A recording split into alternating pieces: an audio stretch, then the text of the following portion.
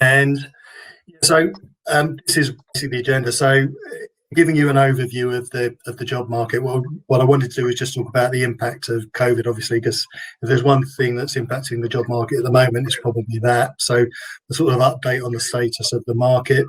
Then we're going to talk about the job market, and as I mentioned, we're trying to give you an insight on what it looks like to employers and the sort of tools that they're using to find people. And hopefully we'll have a bit of a discussion at the end. So this is what UK unemployment looks like at the moment. The good news is it dropped down to 5% in the 3 months to January. That's 1.7 million people. And that was actually the first drop in unemployment since the coronavirus pandemic began.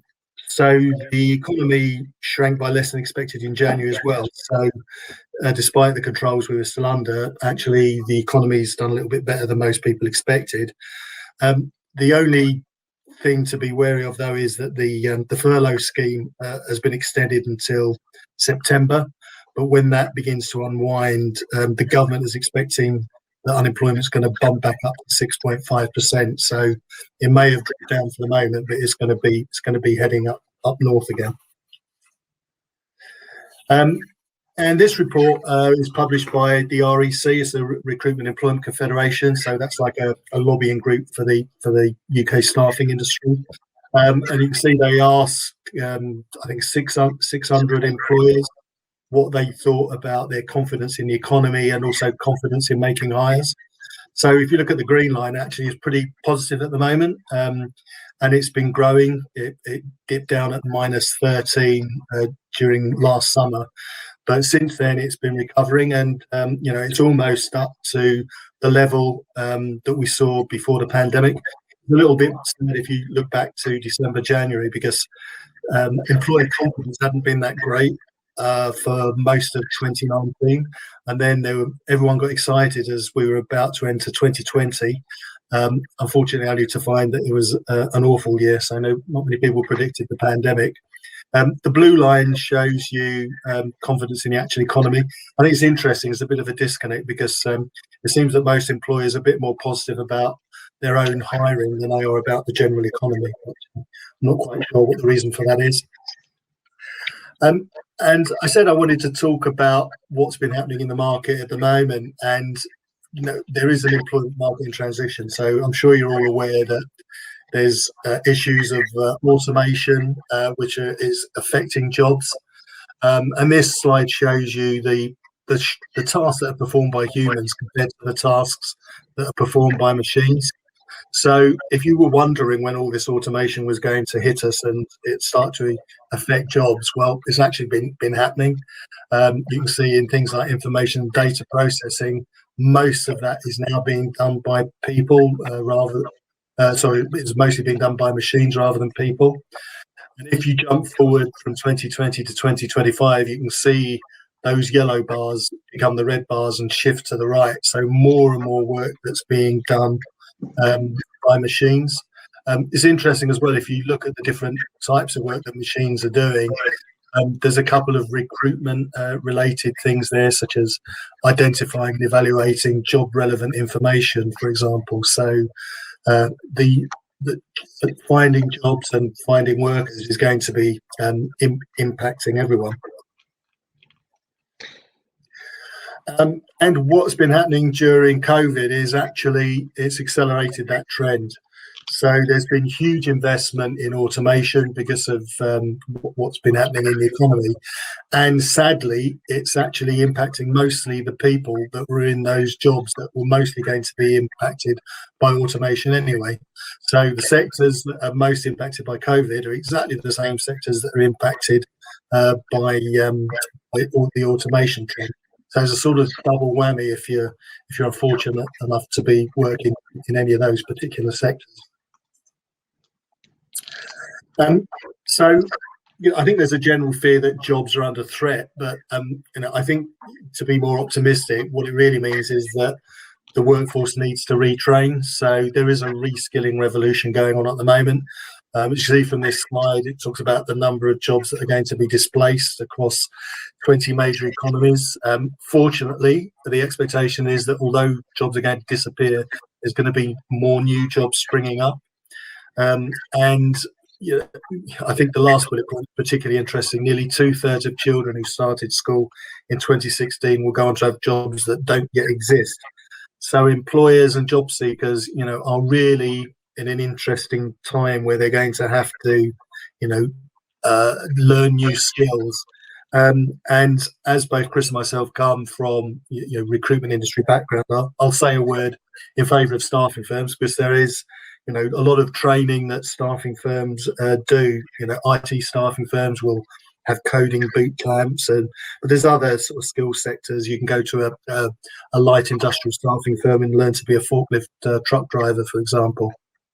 So, Chris, I don't know if you want to say anything else on reskilling. I know sort of career development is something that's important to you.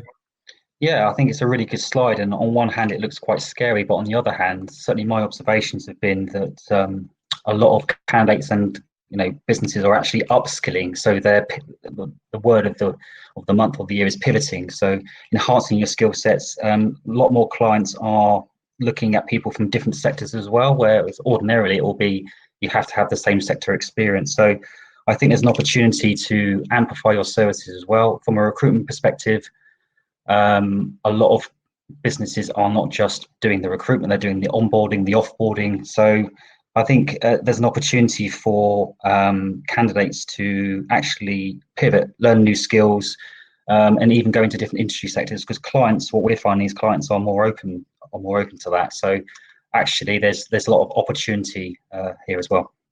Yeah, I think the other thing to on this slide as well is there's been increased investment in this over the last few years. To put it in a broader context, investment in training and education within the private sector has been lower than it has been 20 years ago. So we've got some ground to make up. Fortunately, the government is putting in money to do it.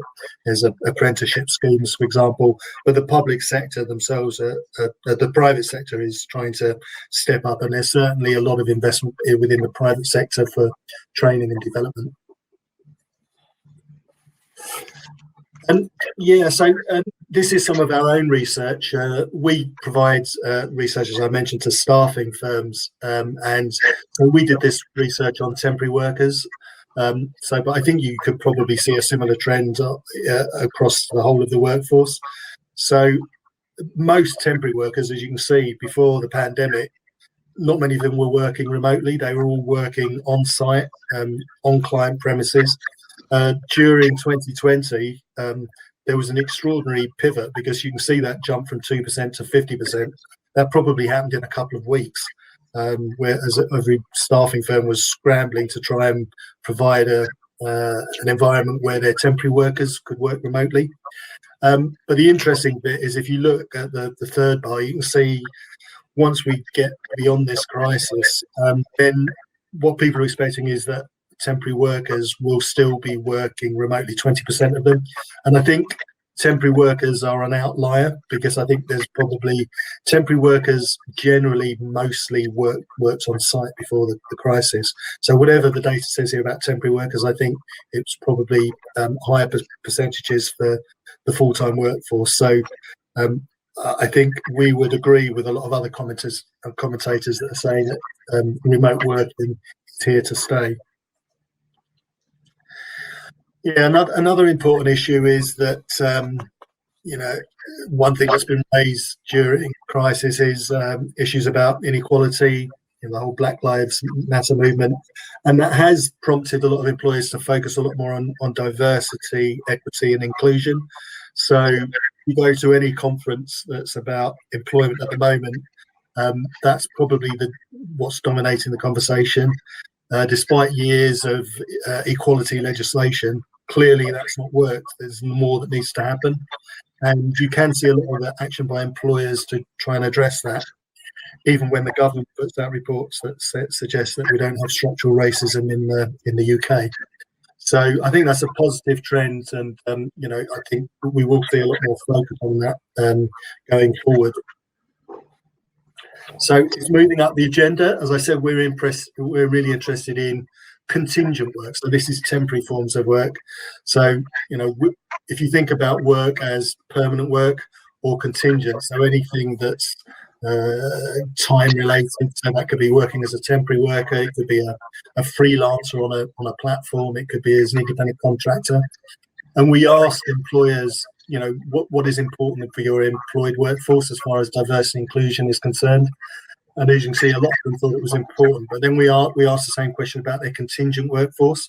And bear in mind, within most large companies, that's probably like 20% of their workforce. And less of them were paying attention to it for the contingent workforce. But given what's happened over the last year, as you can see, when we asked them, what do you expect going forward? Even the poor old contingent workforce, it looks like employers are going to be paying a lot more attention to them as well. So that's a bit more about what's been happening with the market. And as I said, what we want to do now is give you a peek behind the scenes about the job market itself and the perspective of employers and staffing agencies. Just a little bit on the job market. This is a little bit on finding a permanent job. We're not experts on finding permanent work. As far as government support is concerned, there are a few slides here just to suggest that the government will find ways of helping you find work. The gov.uk website, the Find a Job scheme, that's effectively what you're having to use because you can't walk into a job centre plus at the moment because of COVID rules. If you receive universal credit and you're available for work, you can be provided with a work coach whose job is to support you with your job search. And there's job finding support scheme as well, which is offering one-to-one support. So there is government support available from central government, some local government initiatives as well. And I mentioned the apprenticeship scheme. If you don't want to rely on the government, then you're probably well aware that there is private sector support as well. So you can apply directly to a company. Just go on to any company's website, and most of them will have a jobs page showing the vacancies, and applying direct is not a bad way to go. So find a sector that you're interested in. You can, of course, register with a staffing agency, and we will say a little bit more about that in particular. Or you could sign up with a job board, and I know some of the commentators that you've had presenting earlier have talked about that, but we'll give you some other insights about job boards as well. And there is other forms of work. So the previous slide was about permanent work, but as I said, we'd like to give you an understanding about contingent work as well, the limited duration work. Again, you could apply for that directly to a company website. You can register with a staffing agency. Most staffing agencies will provide candidates with the option of a full-time jobs or temporary work. And of course, temporary work is a great thing to do. If you can't find a full-time job that suits you, you can certainly still earn some money through temping before you find a full-time job. So staffing agencies or recruitment agencies are a very useful stepping stone into a full-time job. I mentioned freelance platforms as well. You could become a freelancer, and I'll talk a little bit more about that in some of the upcoming slides. You can register on a platform for freelance work, or you just become self-employed, become an independent contractor. And if you've got the right sort of skills, then you will find yourself in demand. So what are staffing agencies or recruitment agencies, whatever you want to call them? The two terms are sort of interchangeable. Some people use recruitment agencies more to denote permanent work and staffing agencies for temporary work, but in truth, you could probably use both for either. So yeah, I think most of you are aware who staffing agencies are and what they do. I would say that the UK is blessed with having a really sophisticated staffing sector. There's more staffing firms in the UK than there is in the whole of the US. So it's a highly penetrated market. It's been around since the turn of the century. After the First World War, a man called Alfred Marks founded really the first professional staffing firm. Some of you are old enough might remember Alfred Marks because it used to be a high street agency brand.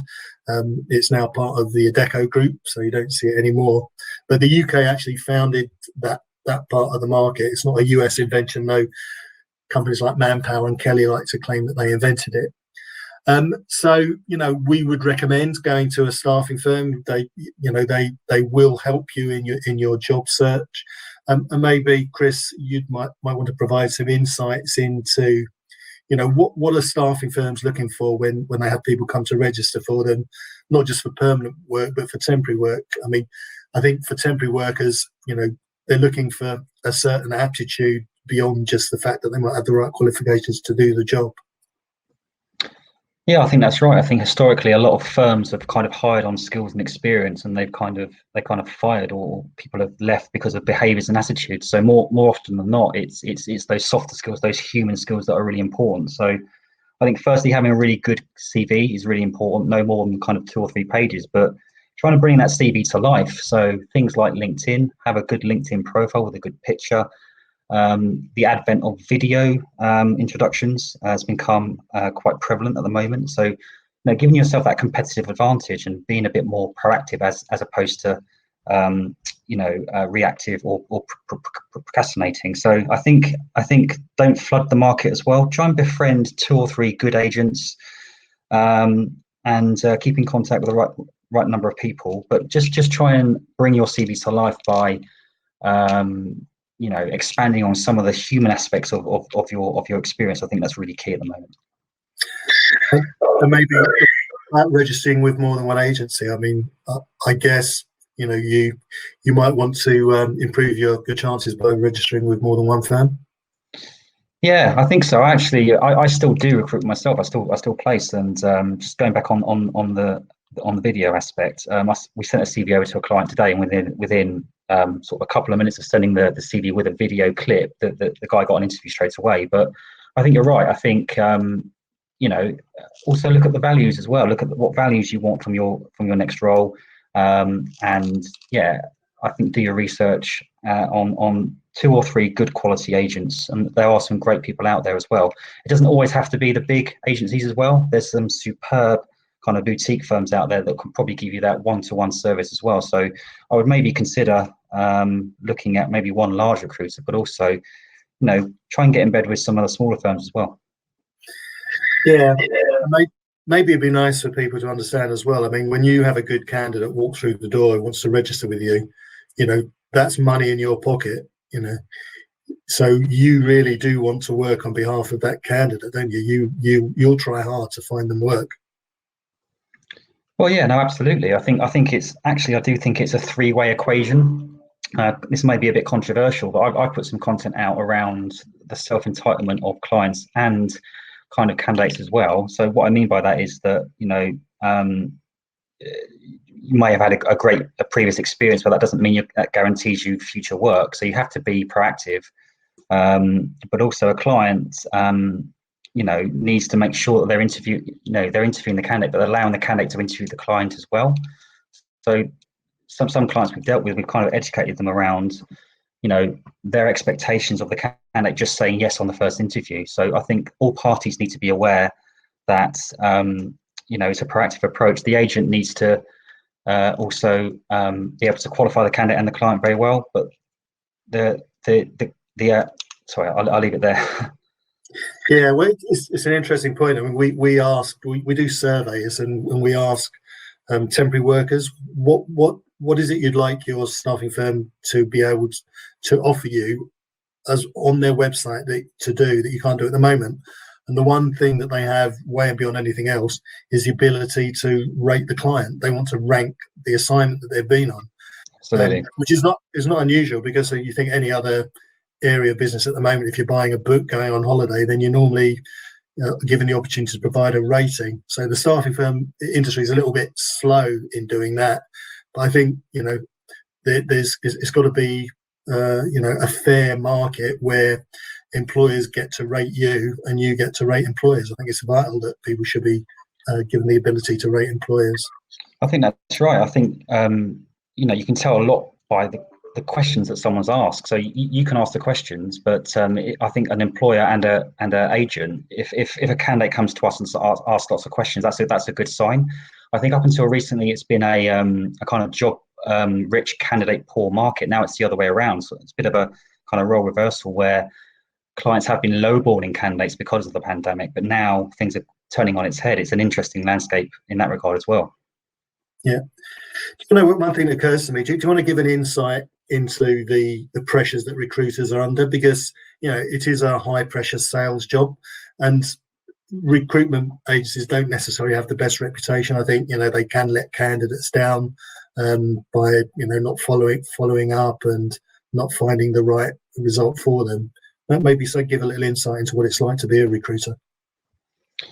Well, I mean, it's not as easy as what people think. I think there's a lot of emotional intelligence that's required, but I think, you know, we are managing both sides of the equation. So there's been situations where clients have been very interested in candidates and then they've made a very, very low offer right at the death, or on the flip side, you know, at the end of the process, the candidate's ready to accept and then the candidate wants more money. So I think it's when you're dealing with humans as opposed to an inanimate object like a car or whatever, you know, people have the ability to change their mind. So I think it can be a very kind of roller coaster like process, but that's what it's about. That's what we love doing it. And I think it's no longer is it a case of you know, getting a vanilla JD and getting the CV and kind of matching it. There's so much more aspects to it.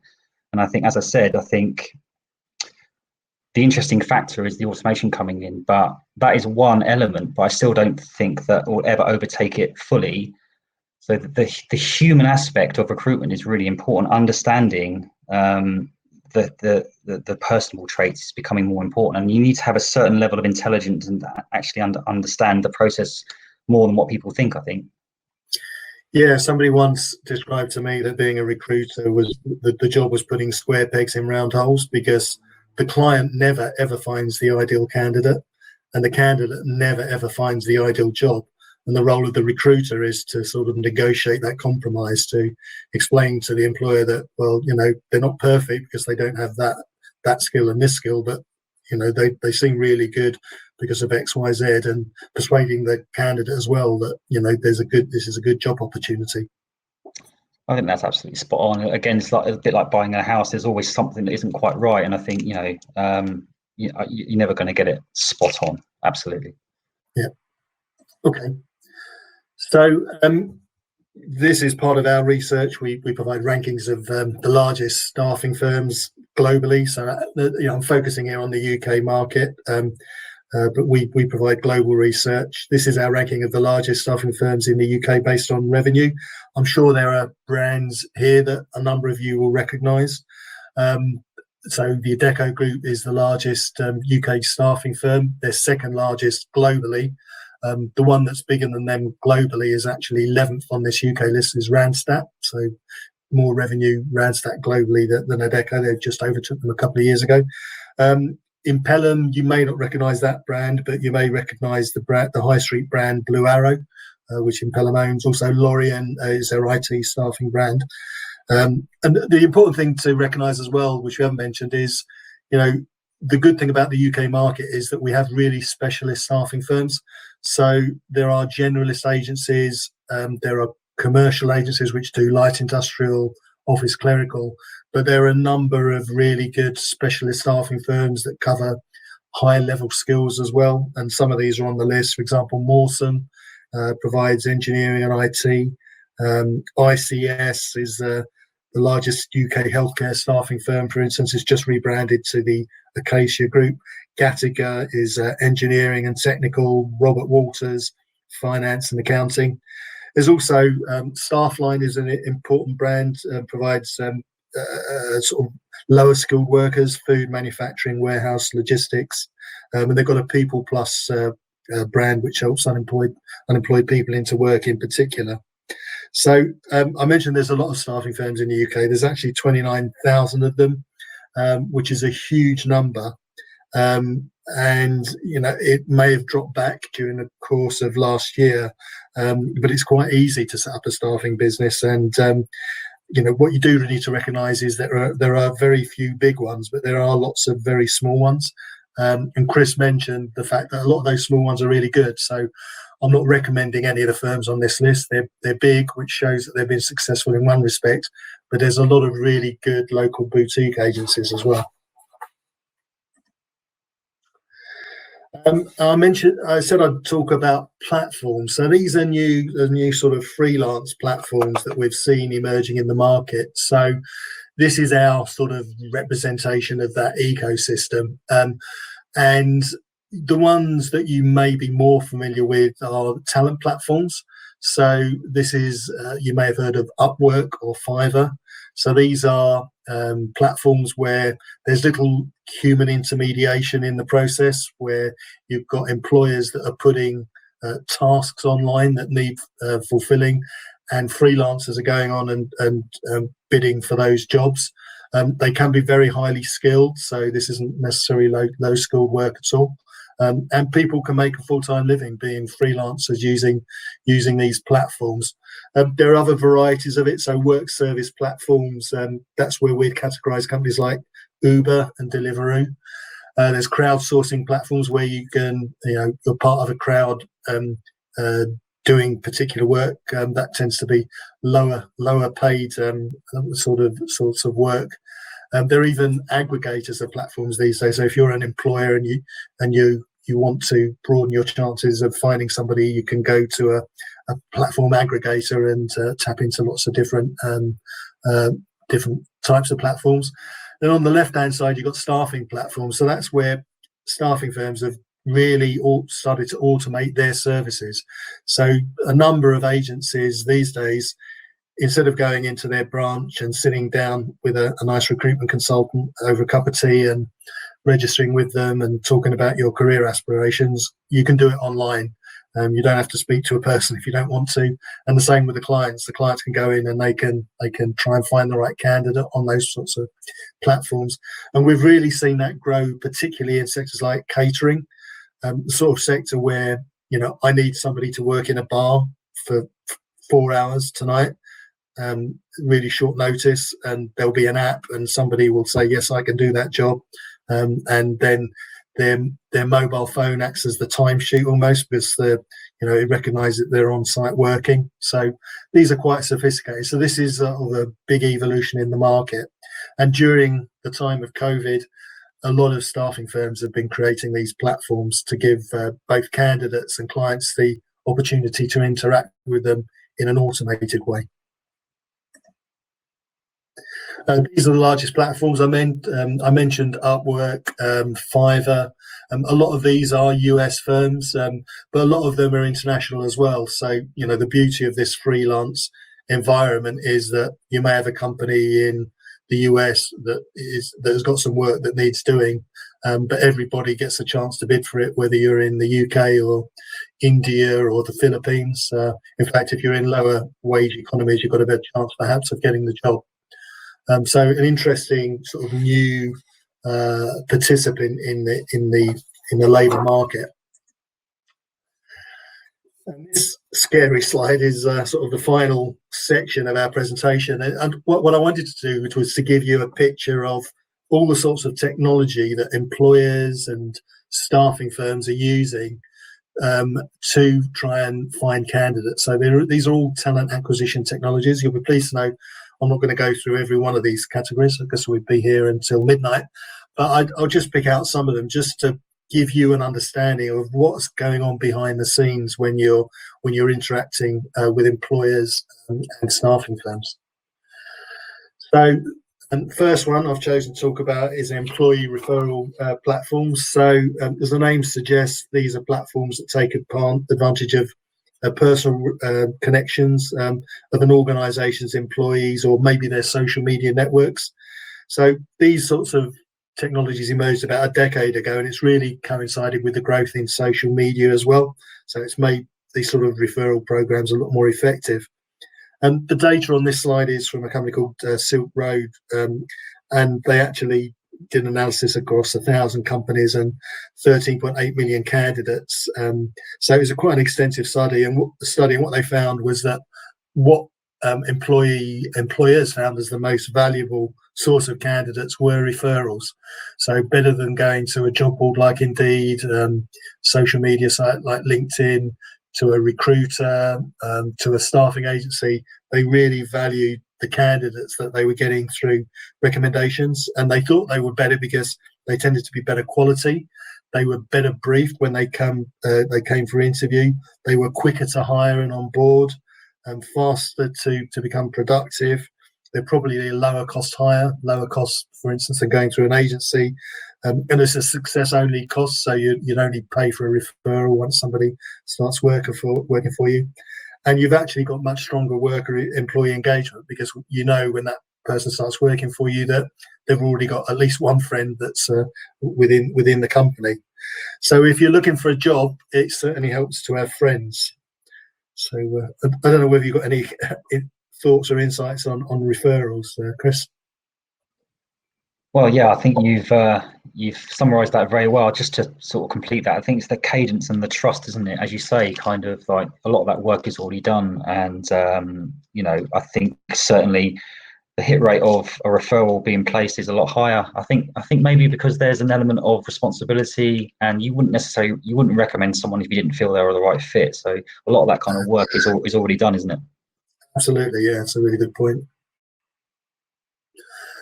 Okay, so next, technology recruitment marketplaces. So these are platforms where you'll find hundreds to thousands of individual freelance recruiters, or maybe even staffing agencies themselves.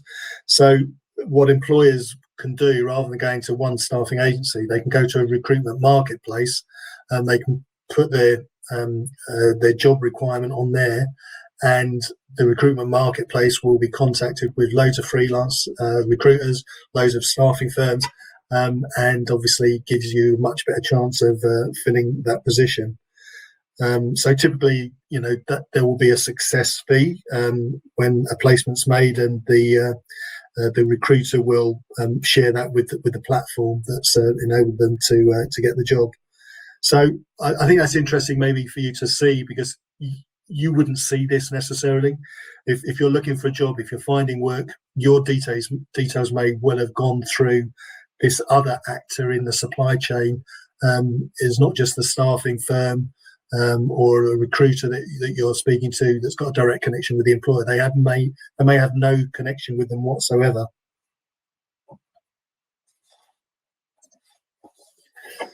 And then, yeah, online job advertising, I thought would be good to talk about. And I know a number of previous speakers have covered job boards, and particularly there's been a lot of conversation about LinkedIn.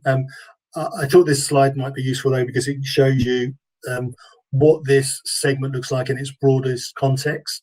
So you can see we've got job boards as a subcategory of what we call online job advertising. So these are classic job boards where you get what employers refer to as post and pray services. So you post a job, you give them £100, the job will be advertised for a month, and then if you're lucky, you may get some candidates come forward, and you may actually get a placement out of it. You may have spent £100 and you may have found nobody at all, so hence post and pray. What happened next in the market is that these job aggregators appeared. So these are firms that scrape jobs from across the internet. They're from all different sources, so they tend to have more jobs than the job aggregators.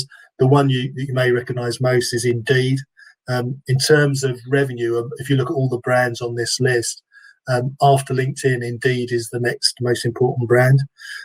Interestingly, it is owned by a big staffing firm, so it's actually owned by Recruit, which is the largest staffing firm in Japan. So there's a bit of a crossover between this job board market now and what staffing firms do. Monster, one of the early job boards, that's now owned by Randstad, which, as I mentioned, is the largest staffing firm globally. There's already been lots of talk about LinkedIn, as I mentioned. If you're in the UK, then LinkedIn is pretty much the only game in town. Facebook is on here. You can advertise jobs on Facebook, but Facebook have not taken it as seriously yet as LinkedIn have. If they do take it seriously, then maybe that could become a really valuable resource.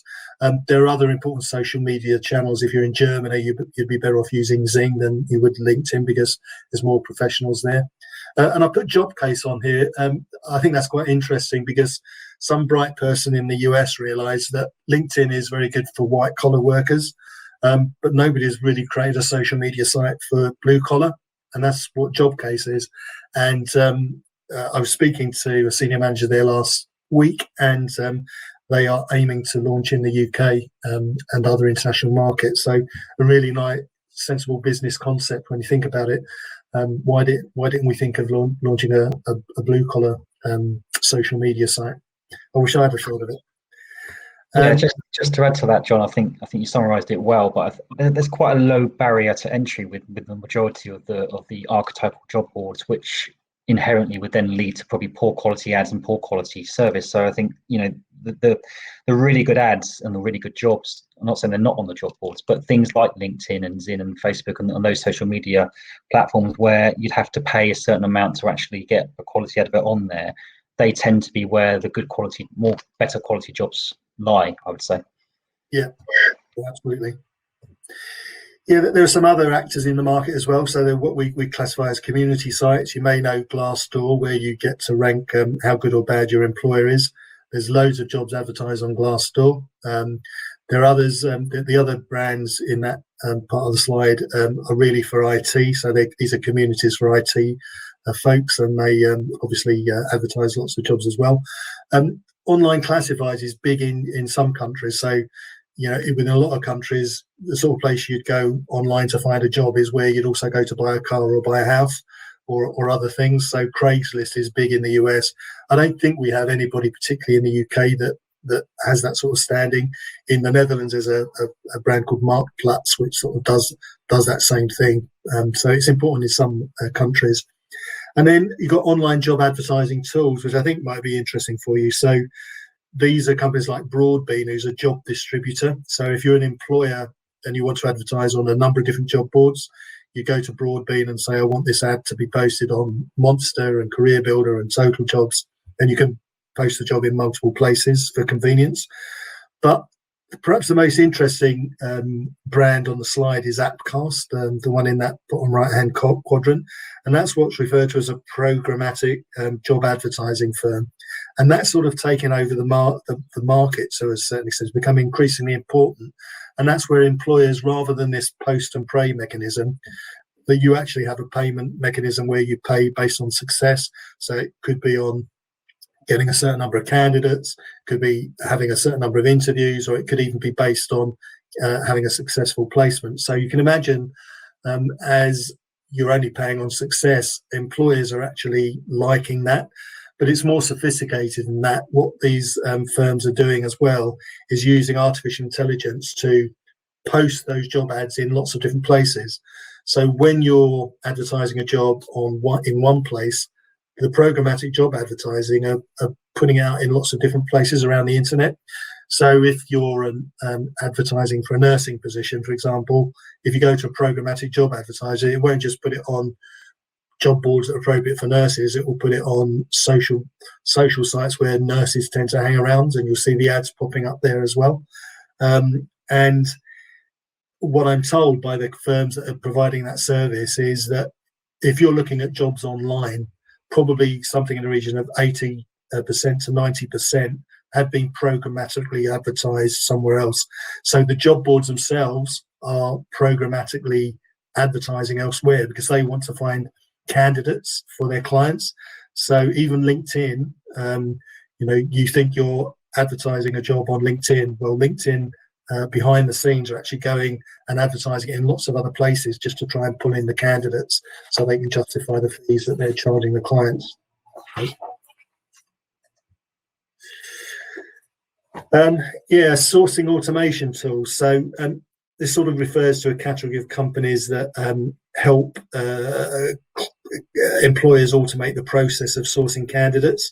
So on the left-hand side, you've got the early evolution of that, which was really tools that help to parse candidate data. So you sent in a CV as a PDF, and the software can pull the data out and put it into a database, and it can then search and match based on the jobs that the employer may have.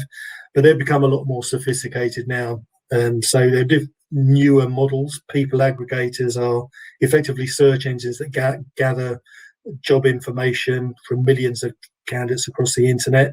So it means recruiters can search on that database. But the two on the right-hand side are really a sort of a cutting edge.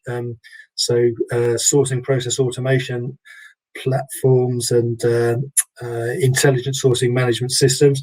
So these are technologies that are using artificial intelligence to help employers source candidates. The ISMSs on the far right-hand side are particularly interesting. I say they're cutting edge because they're proactive to the extent that if you're an organisation and you have 100 people working for you, even when you don't have vacancies, that technology will be proactively searching on the internet to find clients to replace every one of your workers. So you are ready, poised to replace people even when they're still working for you. So if you're you may well be on a database as a potential candidate for a job that you didn't even know you were a potential candidate for. It also provides things like predictive matching as well, which helps employers understand their chances of actually getting somebody for the job. Engagement platforms. So these combine sort of different candidate engagement points into a platform, acts as a central hub for all candidate engagement activities.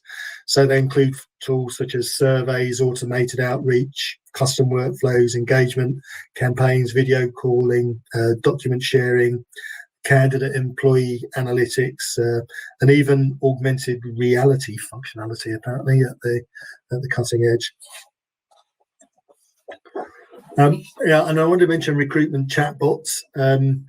These days, when you're applying for a job online, either through an employer or through a staffing firm, there is a good chance that your early engagement could be with some software rather than a person.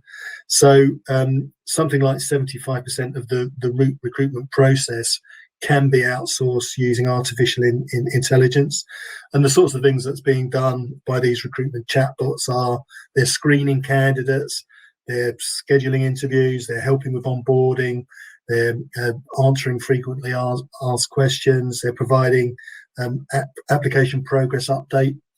So, employers and staffing firms can be very poor in following up with candidates who aren't appropriate for the job. But the chatbots are there to actually make sure that there's a good engagement with everybody that applies for the job. And they can provide tips and guidance as well. So this is, I don't think this is necessarily a negative development, the fact that you're speaking to a machine rather than a person, because it does mean that when you actually do get to speak to the person, they've actually got time to spend on the things that are really important as part of a social interaction.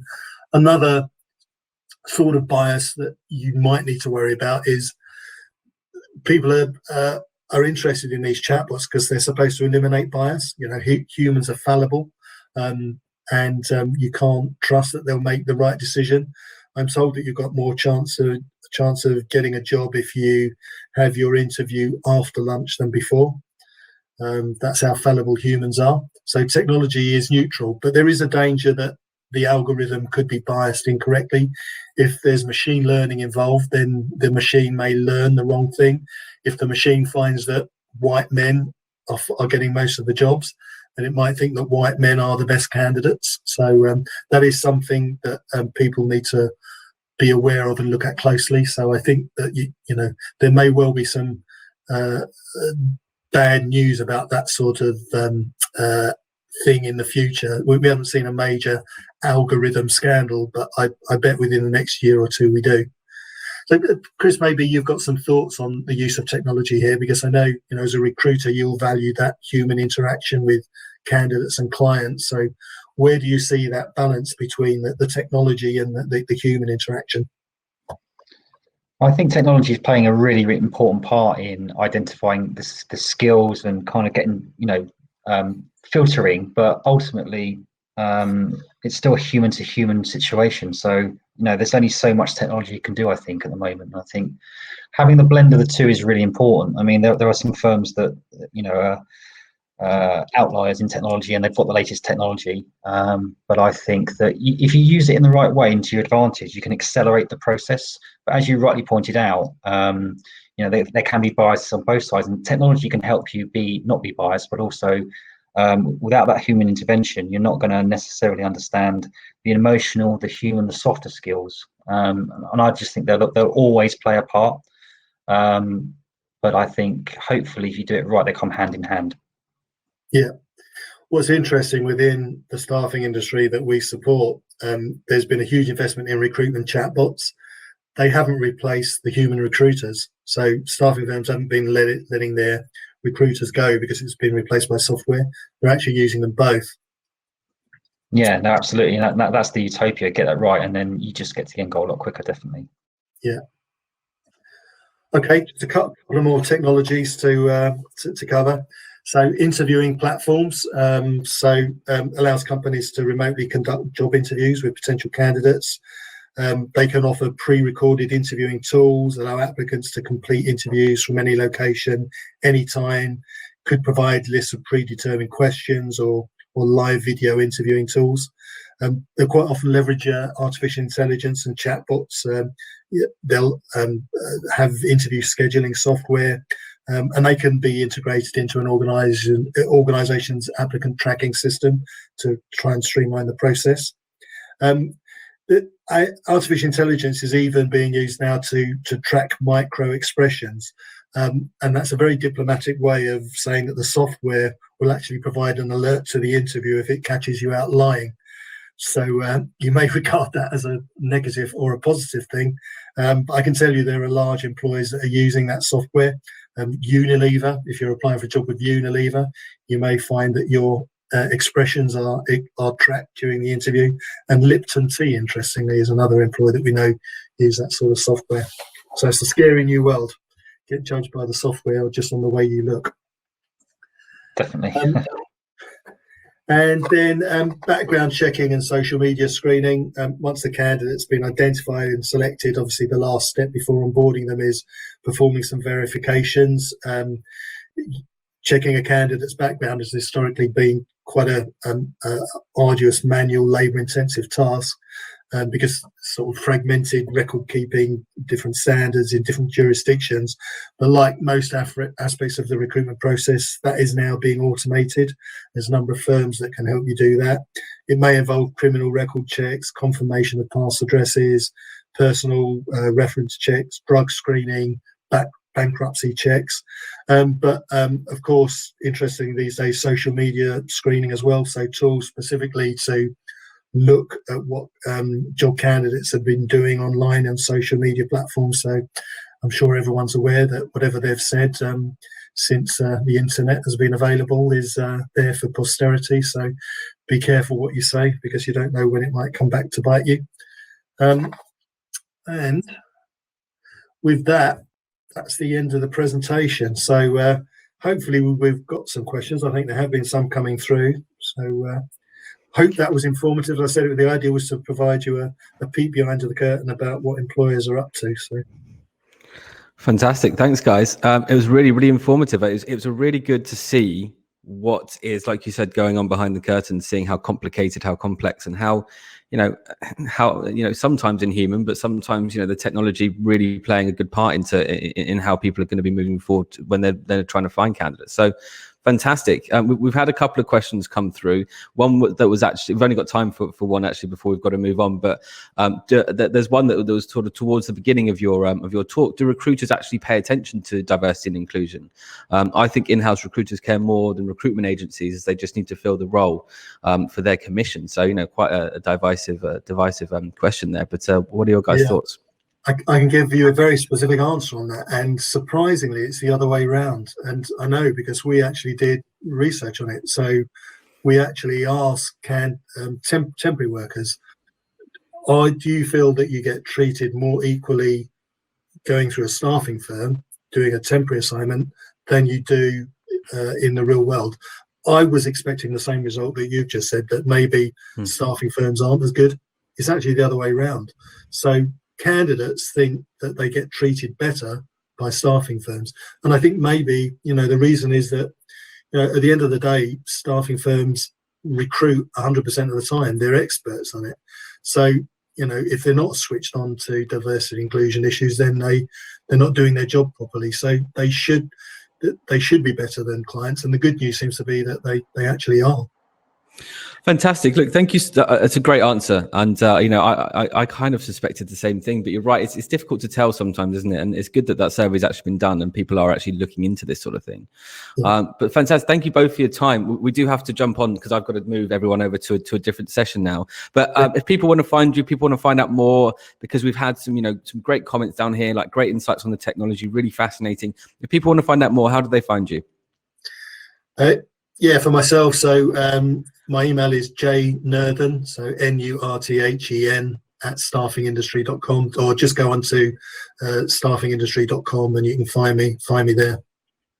Fantastic. Thanks, Neil. LinkedIn, Chris O'Connor. I've got a little Clover by my name, but also chris@chesterjames.co.uk. But thanks everyone for attending. Again, Thank you very much, Neil, and also John. That was brilliant. Thank you. Yeah, thanks, and good luck with everyone with their job search.